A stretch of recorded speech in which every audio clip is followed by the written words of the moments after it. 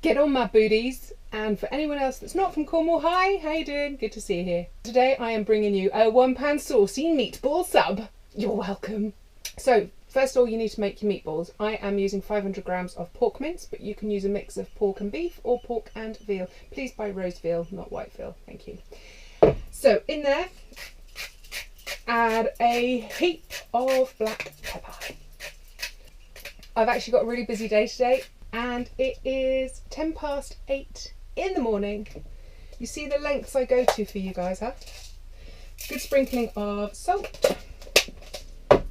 I've got 1 beaten egg. Plop that in.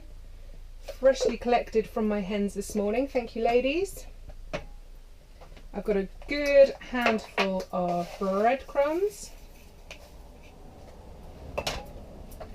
I've got a what's that, 2 tablespoons of chopped parsley. I've used fresh purely because I've got a bunch in the kitchen that need using up. And I'm also going to add some oregano, maybe a teaspoon. That's dried oregano, obviously. And then, as I don't have a sink in my van, on go the latex gloves. You're just going to ooze that all together. So because it's so early in the morning, and because I'm on Hannah 4, I'm getting joggers going by and dog walkers and speed walkers, and they are all looking at me really strangely. So when it's all mixed together, split it in half again, and then each of those quarters you want to roll into 3 meatballs. And if you try and get them all the same, roughly the same size, it means they'll cook at the same rate. And from this mix, if you're looking at golf ball size, you're going to get about 12 meatballs. It's so funny, all these fit people outside the van, and I'm just in here making lunch. It's quite normal, really. Couldn't have picked a busier place for this time of day. It's like the bloody M5 with joggers. Somehow I've ended up with 14 meatballs. Don't ask me how, but I guess that means a little extra treat for the chef. So next up we need to fry those. Let's get cooking. Heat up a teaspoon or 2 of oil. You don't need very much because the pork will have a fair bit of fat in it. And then tip in your balls. And then don't touch them. This part of the process is going to take about 5, 6, 7 minutes. What you're looking for is to get a nice golden crust on the meatballs. You're not looking to cook them right the way through. They'll finish cooking in the sauce at the end. So just leave them, step away, and every now and then have a little peek and see if you're getting that nice crust. That's what you're looking for. When they start to go crusty, then you can flip them over. When your meatballs have got a nice crust on them, then tip them back into the original bowl. Don't worry that they're going back in the bowl that had raw meat in, because they haven't finished cooking yet anyway. So not a problem. Turn your heat down, add yourself a little bit more oil, and next up you're going to fry off 1 very finely chopped onion.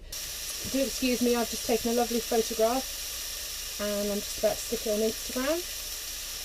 Make sure your heat's down and just let that sweat away for 3 or 4 minutes.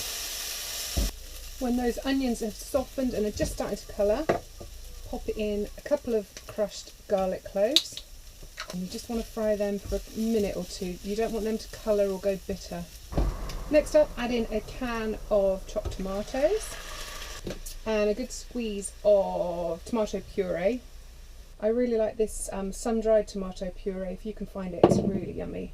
And you're also going to want a good slosh of balsamic vinegar at this point. And don't worry, it's not going to taste vinegary at the end. Pop your meatballs back in and flip them around so they're covered by the sauce. And annoyingly, I've left my lid at home, but at this point, pop your lid on if you've got one. If you haven't, it just means that the sauce is going to thicken a little bit too quickly. So just have a bottle of water nearby and put the odd splash of water or red wine in. Now you need to make sure that the pork finishes cooking during this part of the process. You can always cut a meatball open at the end just to make sure that they're cooked through. Make sure you taste your sauce at this point. Think about the flavour in your mouth. Does it need more salt? Does it need pepper? Does it need another splash of balsamic vinegar or red wine? Maybe a little pinch of sugar? Season it as you feel fit. While that finishes cooking, I'm just going to pop outside and take a quick video of my view. I'm sat here at Hannaford in Loo, looking over Loo Island. The sun is shining and it's so beautiful. Oh, how pretty. Okay friends, I reckon we're done. That sauce is thickened nicely. The meatballs are cooked through. Time to dish them up. So wallop your heat off and take your roll. I'm using a sub roll, obviously. Baguette works well. Even bread and butter, hell. Let's not get too poncy, people. You want to spread a little bit of your sauce on the top and on the bottom.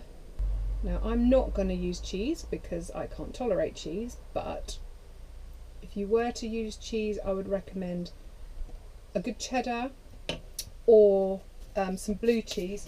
Yesterday I used, this used to be my favourite, yesterday I used Vinegar for Johnny, which he loved. And then pile in some kind of greenery. Rocket would be good. I couldn't get rocket yesterday, so I'm using baby spinach. But at least pretend to make this a healthy dish. And then 3 meatballs per sub seems to work incredibly well.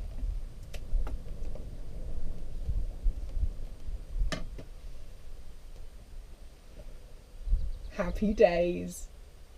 So there we go. As always, I hope you really enjoyed this recipe. I've had great fun making it, although honestly, if I'd have got £1 for every time someone gave me a funny look that walked past the van, I'd be a very wealthy lady right now.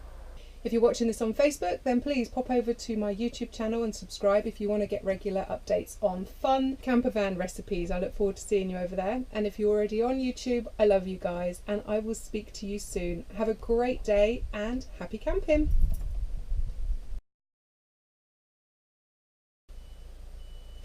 Oh. And now I and Myrtle are now wearing a meatball. They're slippery little buggers.